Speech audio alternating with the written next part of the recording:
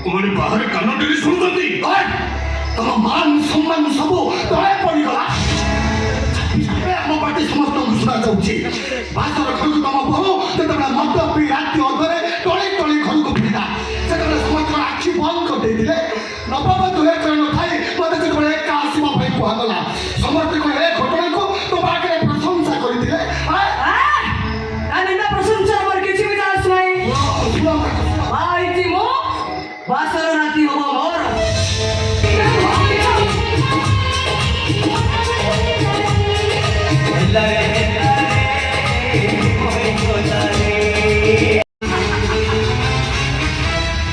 बापरे बाप, संगम भाई की प्रस्तुति कबाड़ तो मत करो। और चुपचाप भाई छिड़ा है चमड़ भाई। लाइट ऑफ कर दियो। लाइट ऑफ करी बनी।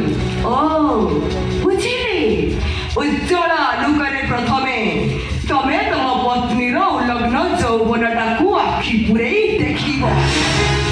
ओके देखो, अंतत सेतक अधिकार तमर अछि। मो बाधा देबेनी। कोन ला पुरी विलंब कोन भाई? आसो मो पाखकू आसो। निज हातरे मो रहर ओढ़णी करि दियो। तम छातीरे भिड़ी धरि मते एन्जॉय करो। Come on enjoy me. Come on enjoy मी।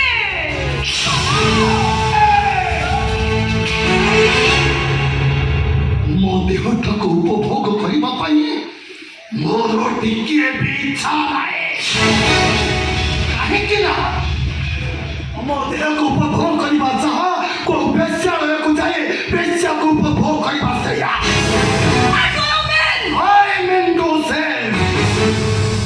ନା ତୁମେ ଜଣେ ନାରୀ, ନା ତୁମେ ଜଣେ ପୁରୁଷ। ଈଶ୍ୱରଙ୍କ ସୃଷ୍ଟିରେ ତୁମେ ହେଉଛ ଗୋଟେ ଅଦ୍ଭୁତ ଜୀବ, ଯାହାର କିଛି ବି ଜାତିଗତ ଫିଲିଂସ୍ ନାହିଁ।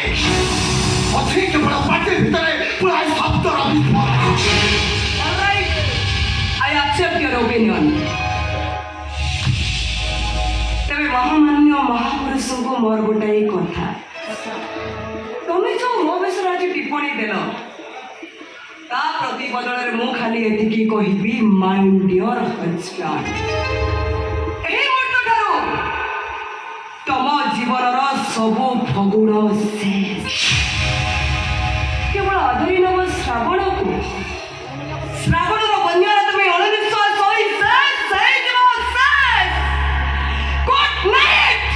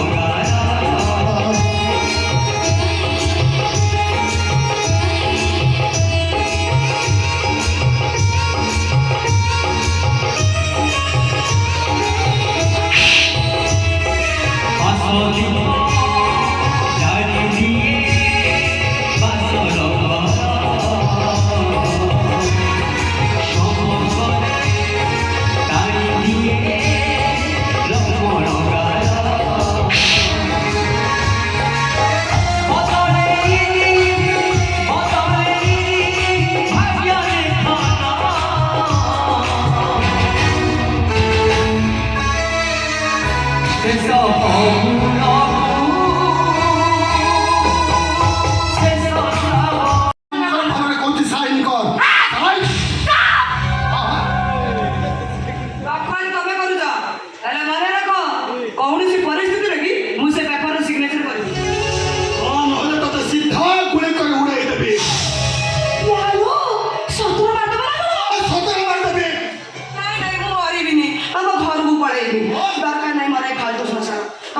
ବାହା ହୁଅ କି ତାକୁ ନେଇ ଦେହ ସୁଖ କର ପୁଣି? ମୋର ଏଥର ମୁଣ୍ଡ ପୁରା ଦରକାର ନାହିଁ ନା ମା ଟିକେ ସେବା କରିଦିଅ ମୋ ସିଗ୍ନେଚର କରିଦିଏ ତମେ ତମ ବାଟରେ ମୁଁ ମୋ ବାଟରେ ଏତେ ବେଳେ ଯାଇ ପାଟକୁ ଆସିଲୁ मला जीवन ଏ, ନେ ବାହା। म्हणायचं हे आई नाही दवलं ଓ, ସାଇ। କଣ ମେ ମେ बापरे बाप କି ଟେନସନର କାଗଜ ଇଏ ବୁଝିପାରୁଛୁ ଭଲ ସବୁ ପ୍ରକାର ମୁକ୍ତିର ବାଟ ୟାରି ଭିତରେ ଅଛି ତୁ ସେଟା ମୁଁ ଏତେ ବାଲା କରୁଛି ହେଲେ ମିଷ୍ଟର ମାଇଣ୍ଡ ୟୋର ହଜବେଣ୍ଡ ଏ ତାନିଆ ହଉଛି ଗୋଟେ ନିଆଁ ବୁଡ଼ା ନିଜେ ଜଣେନି ଅନ୍ୟକୁ ଜାଣେ ମାଇ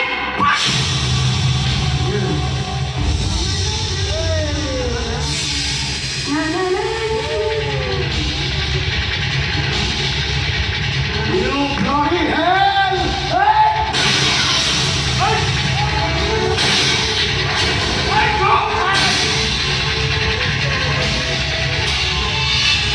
গৌতম সাইলেন্স তুই পাগল হয়ে গেল হ্যাঁ পাগল হয়ে যাচ্ছে তো আর মতে পাগল সজাইছ কেবল তবে ମୁଁ କଣ କରୁଛି ମୁଁ ତ ଯାହା ତ ଭଲ ପାଇଁ କରୁଛି ତ ଭଗଳ ପାଇଁ କରିଛି ମୋ ଭଲ ପାଇଁ କରିଛ ମୋ ମଙ୍ଗଳ ପାଇଁ କରିଛ ଏମିତି କହିବାକୁ ତମକୁ ଟିକେ ଲଜ୍ଜା ଲାଗୁନି କାହିଁକିନା ଗୋଟେ ନୁହଁ ଦି ତିନିଟା ବଡ଼ କରି ଜାଣି ଶୁଣି ଫାଶୀ ଦୌଡ଼ିକୁ ମୋ ବେକାରେ ମୁଁ ଝୁଲେଇ ସାରିଛି ବାକି ଅଛି ମୋ ପାଦ ଗୌର ପଟା ଖଣ୍ଡକ ଘାତକ ସେ ଖଣ୍ଡକୁ ଟାଣି ସାରିବା ପରେ ରାୟ ପରିବାର ବଂଶ ଖାନଦାନ ବୁନିୟାଦ ପରମ୍ପରା ସବୁ କିଛି ଶେଷ ହେଇଯିବ ସବୁ କିଛି ଶେଷ କିଏ କହିଲା ଆପଣ ଦିଦିଟା ମର୍ଡର କରିଛନ୍ତି କି ପ୍ରମାଣ ଅଛି ପ୍ରମାଣ ଅଛି ଆଉ ପ୍ରମାଣ ହଉଛି ମୋର ଏଇ ପିସ୍ତଲ ମୋ ପିସ୍ତଲ କୁଆଡ଼େ ଗଲା ଭାଗିର ବାବୁ ସେ ପିସ୍ତଲ ମତେ ଦିଅନ୍ତୁ ଏ ମର୍ଡର ମୁଁ କରି ପ୍ଲିଜ ଭାଗିର ବାବୁ ସେ ପିସ୍ତଲ ମତେ ଦିଅନ୍ତୁ ପ୍ଲିଜ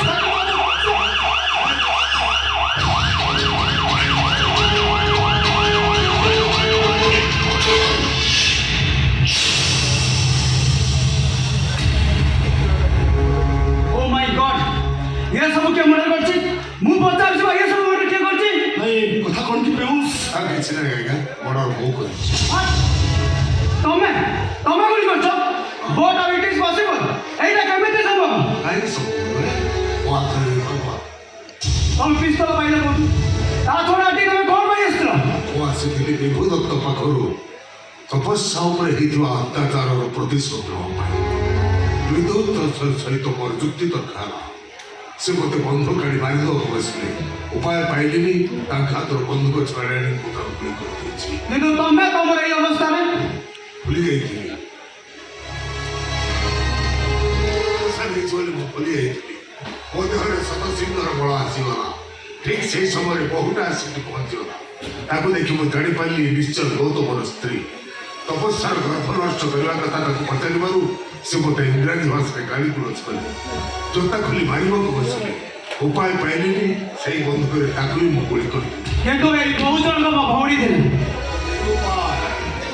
ସେଥିପାଇଁ ଯେତେ ପ୍ରୋଗ୍ରାମ ଦଫା ଲଗାଇବା କଥା ତୋର ନେଇ ମୋତେ ଆରେଷ୍ଟ କରୁ ଆଚ୍ଛା ମତେ ଗୋଟେ କଥା କୁହ ଏ ସବୁ ମର୍ଡର କଲା ବେଳେ ଗୌତମ ତମକୁ ବାଧା ଦେଇନଥିଲେ ସେ ତ ବର୍ତ୍ତମାନ ଆସି ପହଞ୍ଚିଲେ ଏସବୁ ବଡ଼ ଗାଡ଼ି କଲୁ ବୋଲି ମୋତେ କ୍ୱେଶ୍ଚନ୍ କଲେ ମୋତେ ଥାନାର ଧମକ ଦେଲେ କିନ୍ତୁ ମୋତେ କ'ଣ ଥାନାର ଧମକ ନିଜେ ନିଜେ ଯାଇ ଥାନାରେ ସରେଣ୍ଡର କରିଛି ଗୌତମ ତୁ ଏମିତି ଚୁପଚାପ ଛିଡ଼ାଇଛୁ ନା ମୁଁ ବା କ'ଣ କରିବି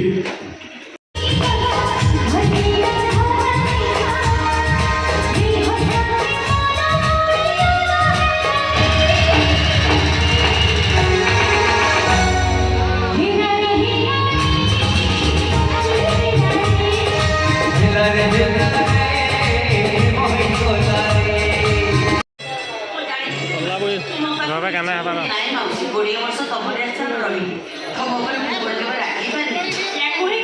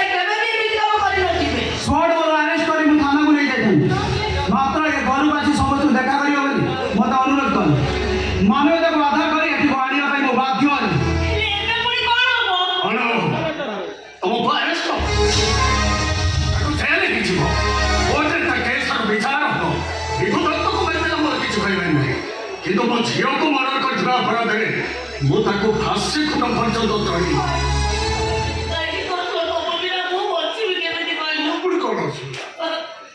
ସଂସାର ପାଇଲୁ ତୁ ଭାଇ ପାଇଲୁ ଆଉ କଣ ଅସୁବିଧା?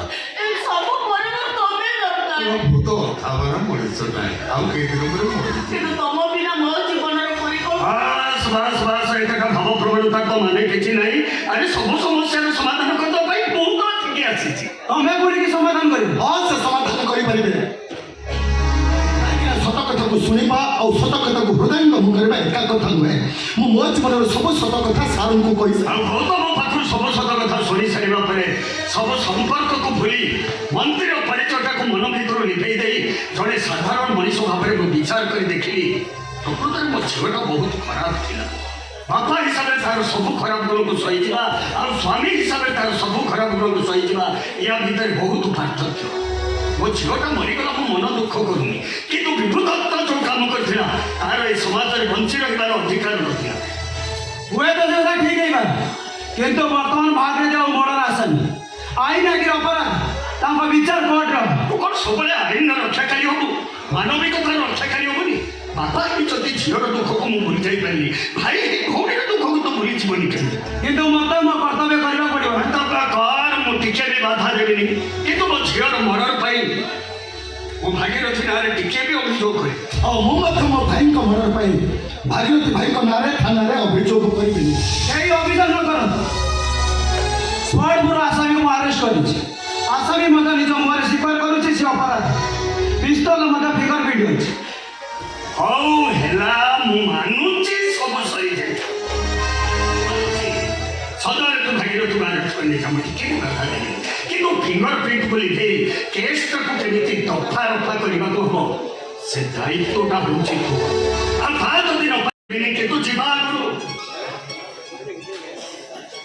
ଏଇଠି ସମସ୍ତଙ୍କ ସାମ୍ନାରେ ଆଉ ଗୋଟେ କଥାର ସମାଧାନ ମୁଁ କରିଦେଇ ଯିବାକୁ ଚାହେଁ ପୁଣି କି କହୁଛି ସ୍ୱାର୍ଥପର ବୋଲି ତୋ ବାପାଟାକୁ ତୁ ସବୁବେଳେ ଆକ୍ଷେପ କରୁଥିଲୁ ଅର୍ଥ ଲୋଭରେ ମୋ ମଣିଷ କରିବାକୁ ମୁଁ ବଳି ପକେଇ ଦେଇଛି ବୋଲି ତୁ ସବୁବେଳେ ମନ କଷ୍ଟ କରୁଥିଲୁ ନା ଯିବା ପୂର୍ବରୁ ତୋ ବାପର ମଣିଷ ପଣିଆଟାକୁ ତୁ ଟିକେ ଦେଖିବୁ ଦେଖି ତ ସାରିଲି ନା ଆଉ କ'ଣ ଦେଖିବି ଆଚ୍ଛା ଝିଅ ଦିନେ ତୁ ଚାକିରିକି ଆସିଲେ ମୋ ପାଖକୁ ଯାଇଥିଲୁ ମାତ୍ର ମୁଁ ତୋତେ ନିରାଶ କରିଥିଲି ଆଜି ମୁଁ ତୋତେ ଚାକିରିଟିଏ ଦେବାକୁ ଚାହୁଁଛି କରିବୁ ସେଦିନ ତୋତେ ଚାକିରିଟିଏ ଦେଇଥିଲେ ତୁ ଅଫିସରେ ପିଅନ କି ଅରଲି ଚାକିରିଟାଏ କରିଥାନ୍ତୁ ଆଜି କିନ୍ତୁ ଅଲଗା ଚାକିରିଟିଏ ଦେବି କରିବୁ ସେ ଚାକିରିଟି ହେଉଛି ଏ ମନ୍ତ୍ରୀ ବୈଜନ୍ତ ବିଶ୍ୱାଳ ଝିଅର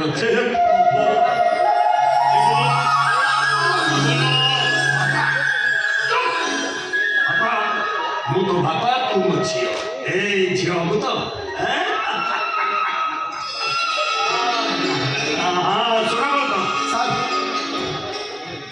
ତମେ କୁହ ତମ ପ୍ରେମକୁ ସାକାର କରିବା ପାଇଁ ତପସ୍ୟାକୁ ତମେ କ'ଣ ପୂର୍ଣ୍ଣ କରିବେ ମୁଁ ବା କ'ଣ କରିବି ସାର୍ କିଛି ଗୋଟେ ତପସ୍ୟାଙ୍କର କିଛି ଆପତ୍ତି ନଥାଏ ତାହେଲେ ମୁଁ ତାଙ୍କୁ ଗ୍ରହଣ କରିବାକୁ ରାଜି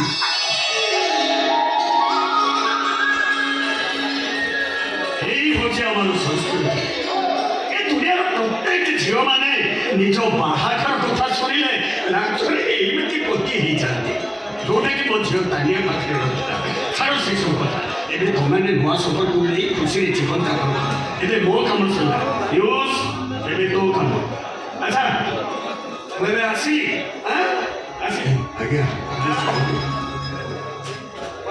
ଆପଣ ସେମିତି ଚାଲିଛି ନା ମଣିଷର ଦେବତା ହିଁ ଆମ ଘରକୁ ଆସିଲେ